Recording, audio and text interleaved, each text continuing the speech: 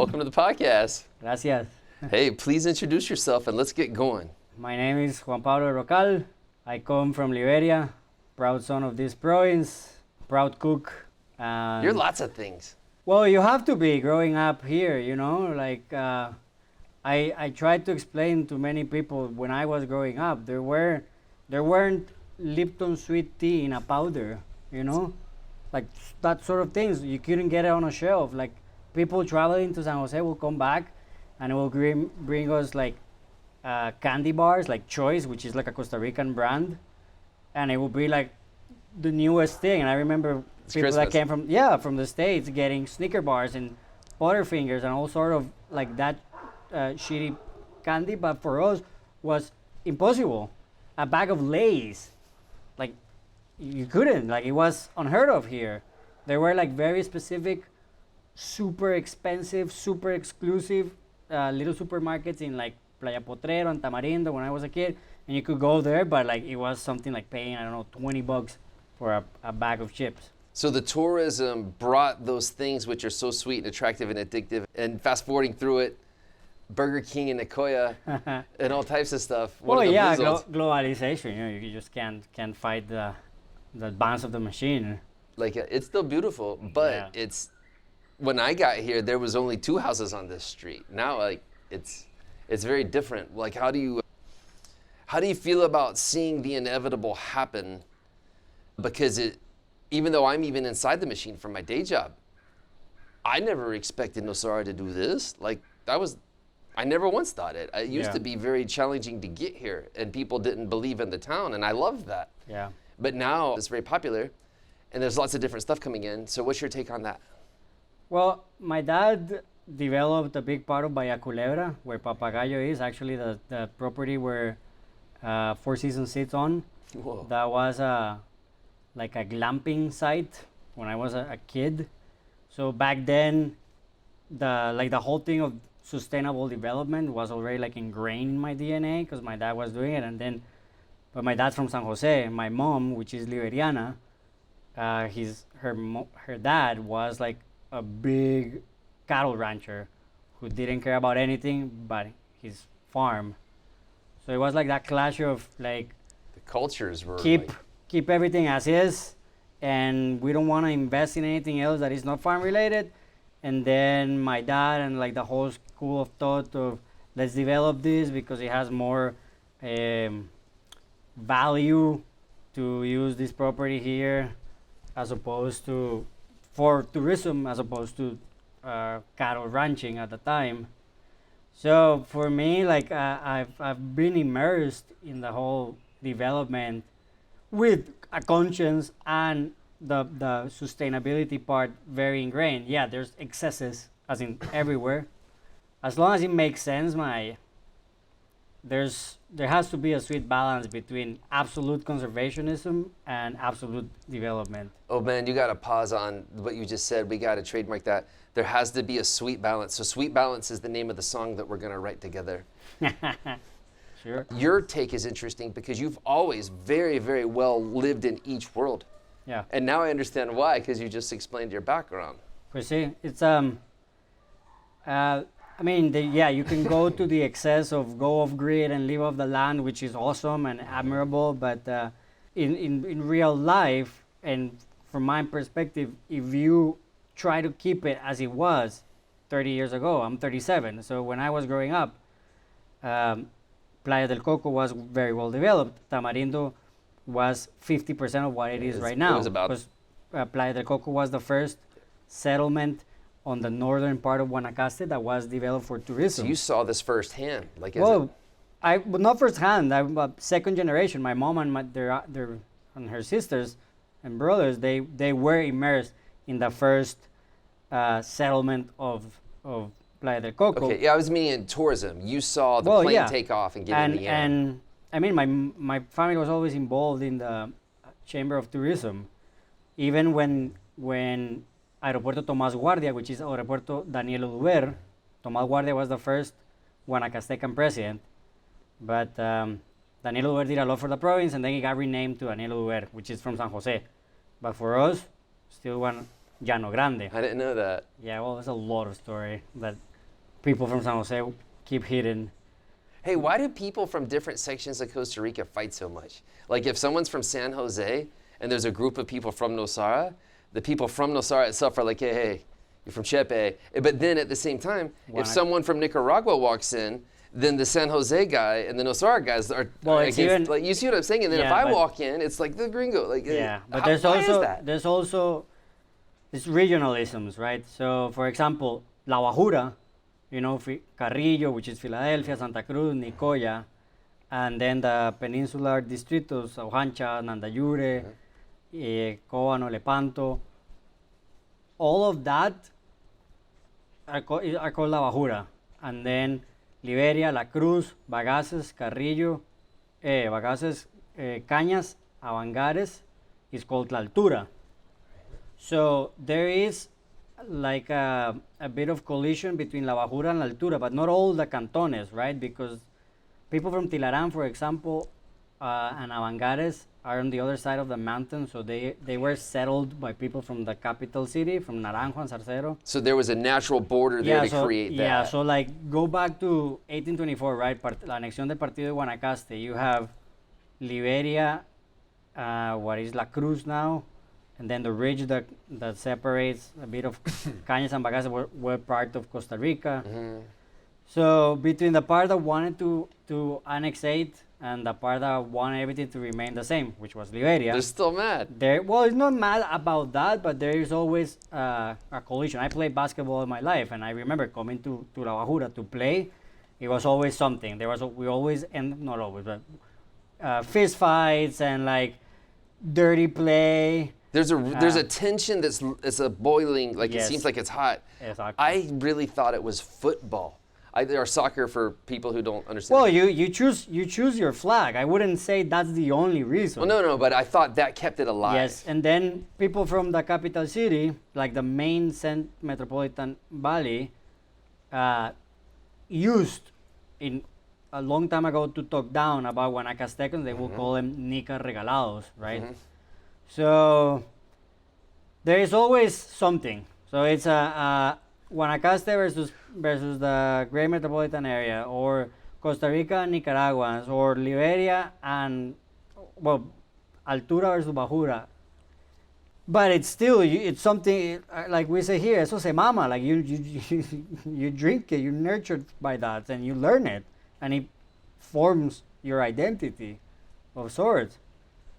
That makes sense. I'm from Florida, and Florida is the landing spot of like everywhere, like countries, not just states, like everywhere. So I just grew up.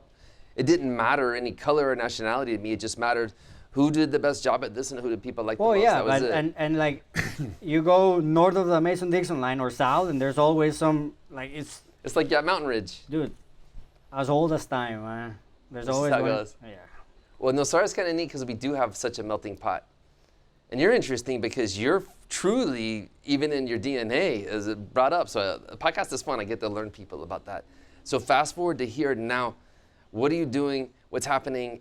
Well, certainly the biggest novelty in my life is Chancho, like the barbecue joint in front of the Iguana, where Fish Bar used to be. That's new to a lot of people. They don't know there's actually a barbecue. Well, here in Quillone, it's like close to the beach, right in front of Gilda. It doesn't get more centered than that spot. So how are you feeling about it? What are you doing? And who should go there? All that stuff. Well, everyone. I even have a smoked cauliflower for all the vegans. Although my Wi-Fi password is eat the vegans, but it's just part of the brand values to make fun of everything. But I love that approach of making fun of everything. That's what we need to do now in this town, in my opinion. Like, well, if you don't make fun of everything, you're taking life too seriously. I think Oscar Wilde said something like that. You know, like it doesn't matter, man. One of the things we take very seriously is to have good food, a reasonable value, because nothing in Nosara is reasonable anymore. Cost benefit, I think I'm the best offer, hands down. Sorry for all my colleagues, but that's true. Granted, it's a counter service and it could be this and this and this, that, but the idea is to have good food at accessible prices, and it sells, we close down. If it's 5:30 and we have no more meat, we just close and we go serve. part of the brand values as well. Have a work balance. I did this for. This is my 18 years as a professional chef, and the last before I moved to Nosara, I only did fine dining. I was in Las Catalinas. I was executive chef there, and it's just too boring, man. I was gonna say, how did fine dining work for you? Because you're sitting here in boots and tattoos, and you're this person who's very much in nature. Like just yesterday, you crashed your kayak. Earlier today, you were stuck in some crazy situation. Like you were an adventurous guy. Well, I thought that from the moment I met you. But you have an edge to you. But you also can get fancy like that. So that's not a normal combination. Well, yeah, no, I mean, I chose the street, but I grew up fancy, you know, like I was very well raised. That's a good rap line. But there was a moment in my life before, because I paid my culinary school with my salary as a paralegal. I was in law school before in la Universidad de Costa Rica, which is like one of the most prestigious, if not the most prestigious in Costa Rica for law. But it wasn't making it for me. It was just too tight, too square. It doesn't like. I believe that. As much as lawyers want to say that law is dynamic and like there's everything, nothing changes. It just. And you're not a sit still guy. You're the opposite. I of that. can't. And then the kitchen received me as it did with all the people that we never fit in, man. Like I've worked with former presidiaries. I work with people that never learned to write their own name. I work with very talented people with God knows how many titles and certificates. Everyone that can't figure it out ends up in the kitchen one way and another for a permanent or a temporary position, but it really helps them either get the fuck out of the kitchen and find out what you really want, or it's just the things you want to do for the rest of your life, like it happened to me. Did that challenge, was that the hook, the forever addiction of the machine inside the kitchen, the fast pace and the standing upness? Yeah, there is, I mean, it's related to surfing, to skating, to all the stupid things I do that make my mom scared. There is an addiction to adrenaline, right? And that's which is why I did also so many drugs and so many more, you know? So in the kitchen, you have to just go for it. And I don't know why we tend, or at least I tend to give godlike qualities to my chef. And I was fearful of his wrath more than, I don't know, mess up a legal deed when I was working in a big firm, you know? The decision of going to culinary school wasn't super well received from the family. Because like back then you were either a doctor, a lawyer, or you go back to the farm. And going back to the farm doesn't mean that I was herding cattle or like working with a machete. It meant you were the boss. So finquero, you are not un peón. Curiously enough, because my family on my mother's side is Lebanese, so there's a lot of love for hosting and food, and my grandfather on my dad's side is French, so also a big eater. Dude, you got an interesting genetic imprint. Oh yeah, I'm a mutt. I'm from everywhere, man. And my mom loves to cook. And when she was in the Chamber of Tourism that I was telling you, in order to gain the internationality, if that's a word, for the aeropuerto back then in Liberia, they started showing Aviación Civil, people in San Jose, that they were able to handle large groups. So among many people, they will go into the kitchens of the then police headquarters, the cuartel, you know, the military garrison in town. So that had a huge institutional kitchen, and they will go and work. So my mom handled a lot of that cooking herself with a lot of people, but like she was chef, which just means boss in French. So even though there was a lot of, and she also had a restaurant when I was growing up, so there was a lot of that, but that decision of me going into culinary arts wasn't so well received. But because I've always been challenging, I said, oh, you don't want me to be a chef? I'm going to become the best fucking chef in this world. And I just crank it to the max, and I forgot about sleep, forgot about people, forgot about my life, and just hid in a kitchen for way too many years and had no life. Like my first happy hour drink, it was for COVID, because I was a child and then I was in a kitchen. Yeah, I had like a little impasse when I was in school and as a paralegal, but I just went in there and I forgot about everything, which is I personally don't celebrate birthdays or anything, because I just never had the opportunity to do. Ah, I gotcha. So you kind of created that groove in your brain. Okay, so that being said, why Nosara? Like, what? Give me the overview Okay, of why Nosara. so I sort of plateaued in my life, and I realized that I didn't exactly knew what was next. It was either leaving the country to keep finding like the highest levels. Mm-hmm. So I took a job with very large hotels, and I came to Nosara to open that. And in the midst of that, because they have it was a big chain, so they have like hotels everywhere. So it was a good step up for me to just like branch off. And I came here and I started getting immersed in the community. Most importantly, I'm a wildland firefighter with SINAC. So naturally I came and I started volunteering with Bomberos, donate. And because of Bomberos, I started to know people, and I really got immersed in the community, and I fucking fell in love, and I'm here 7 So the years community later. did its thing, the Yeah. same thing Yeah. that ends up happening because it's more expensive. It's Yeah. far away. Yeah. The waves, if you want to get barreled, or you're a pretty big guy, it's a soft wave. Yeah. It actually doesn't make sense. But at the same time, once you come here and feel it, if it hits you the right way, Yeah, it but makes all the sense. The barreling is certainly not a decisive factor right now.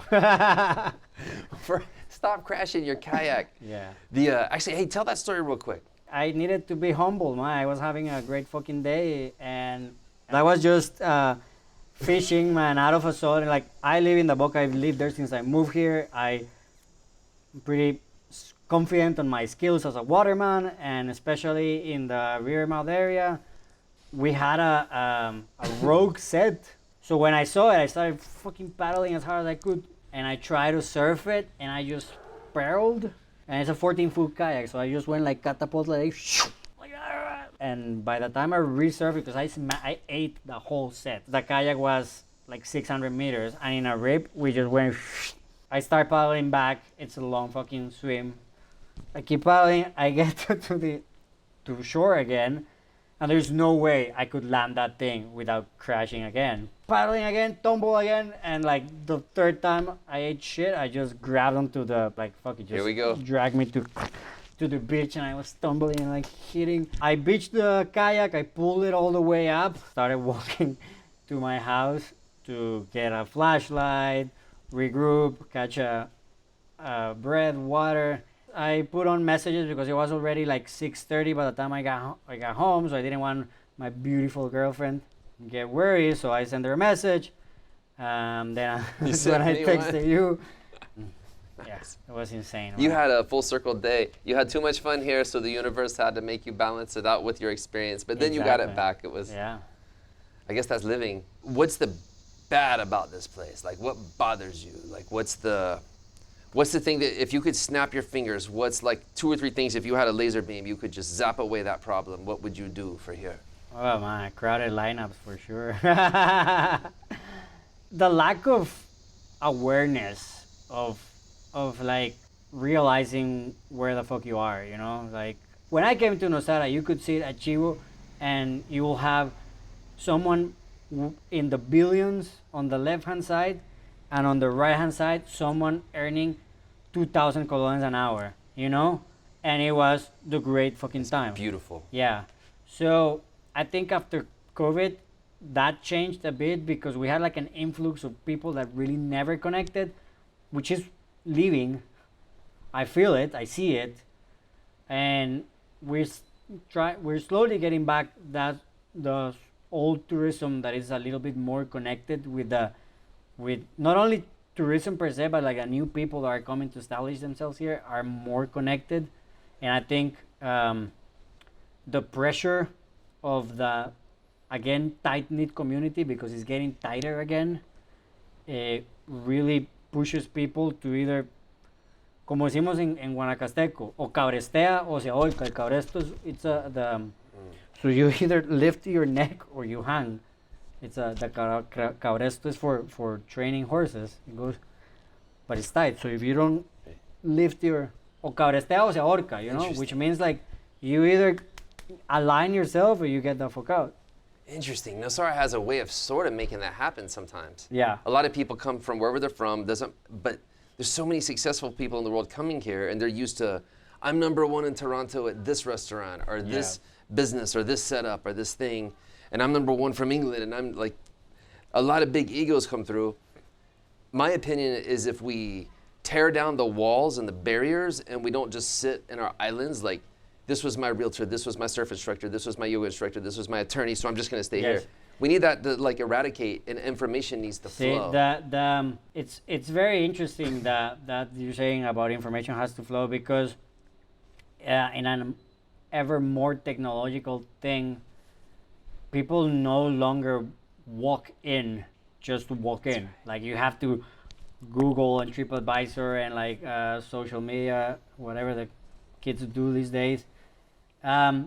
Which is some sort of robbing people, because like a tourist will recommend, so another tourist will go, so another tourist will recommend, but that necessarily isn't true. It's just that wasn't the authentic experience you're describing. That I was trying to relay, and how do you get that? I have no idea. Segue to what you're doing right now. This is my favorite part of the podcast. I 100% know. It's you have events that everyone wants to go to.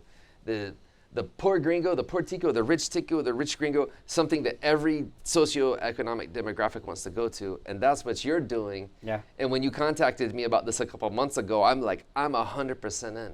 I'm building all that up to introduce Ola Dames, porfa. Like, explain what's happening, and you did one.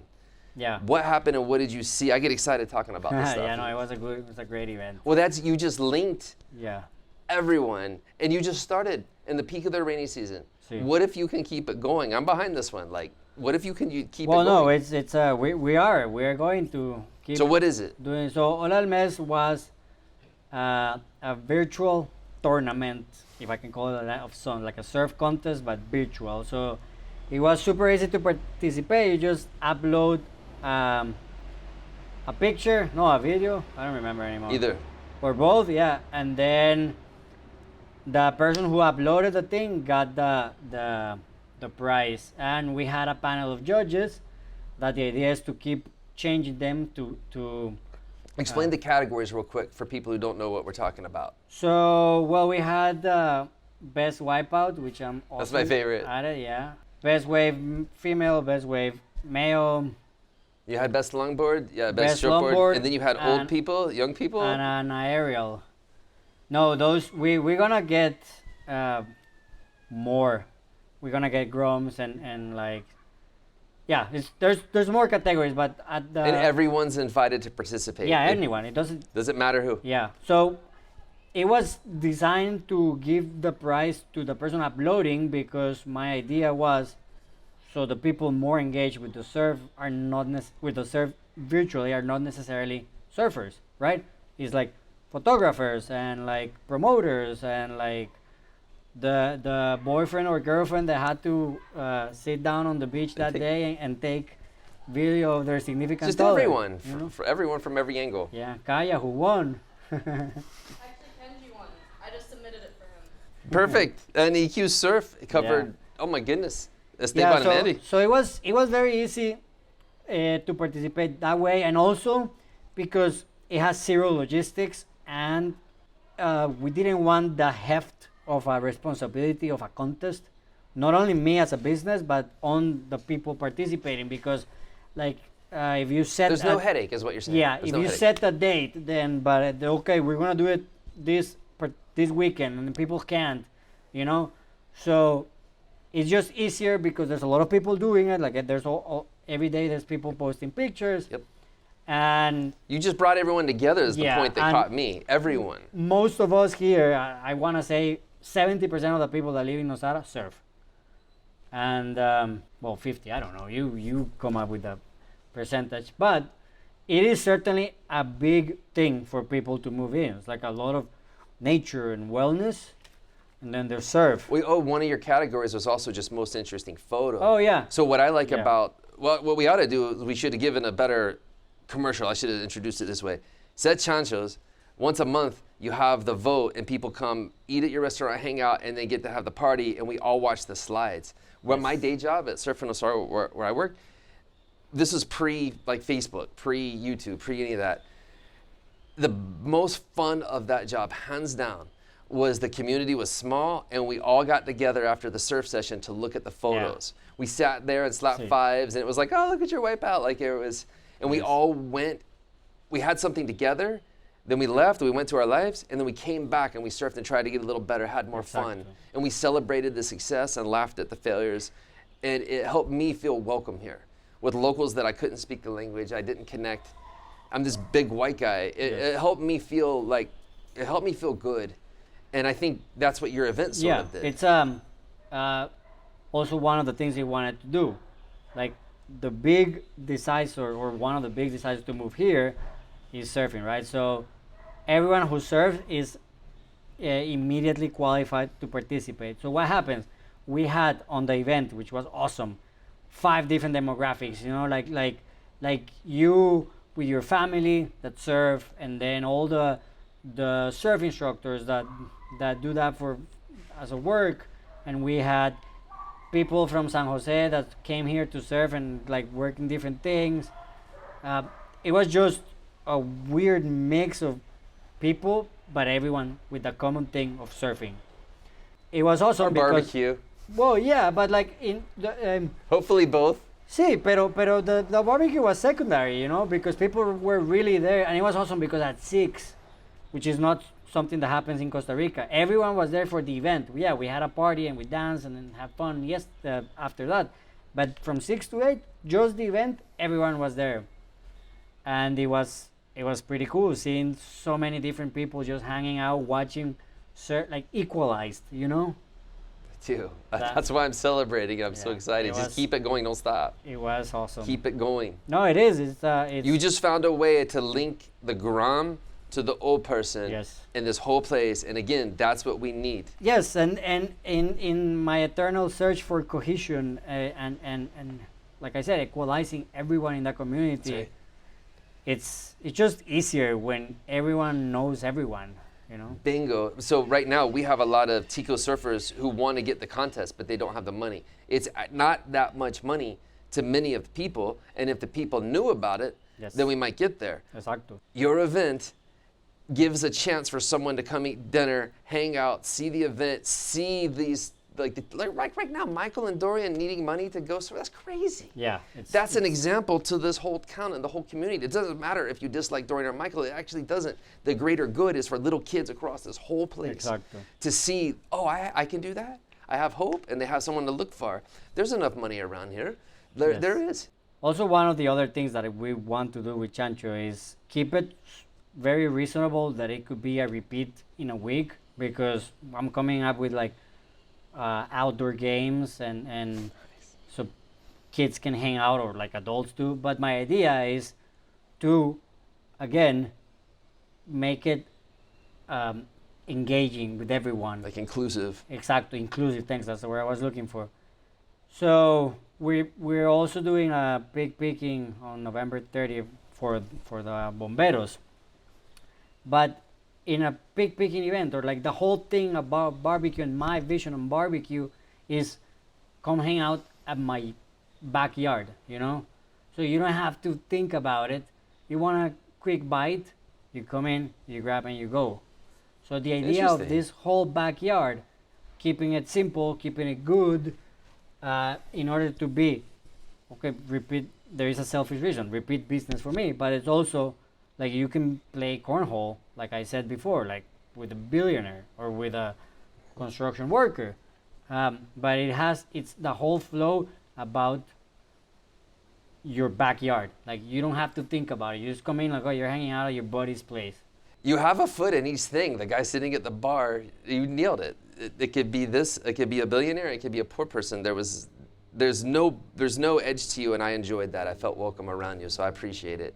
I appreciate you coming on this. I have a couple more questions. The toughest ones right now. You ready? Mm-hmm. What's your 3 favorite restaurants? Obviously not Chancho's. What's your 3 favorite restaurants around here, and what do you like to get? Oh my, I'm a sucker for the avocado sauce fish in Pacifico Azul, like hands down top one. When I want to treat myself, that's my place to go. There is a beef bourguignon in Fofi a la Mala Crianza. Okay. Like a beef stew they serve with corn. That's also very fucking good. I've heard Malacrianza several times. I'd never heard the beef stew. That's a good one. And Yeah. Pacifico Azul a bunch. Yeah, my favorite thing there is the fish avocado as well. That's so good. Okay, so Malacrianza number 2. How about number 3? Rancho Tico and the jalapeno cream sauce on steak. Solid, man. Or on chicken. Well, I'm more of a, I don't really eat chicken. I'm a pork guy, I don't eat red meat, but so I gotta go chicken. But I like yeah, that sauce. the sauce, you can put it on everything, man. It's so good. Hey, does jalapeno sauce work with fish?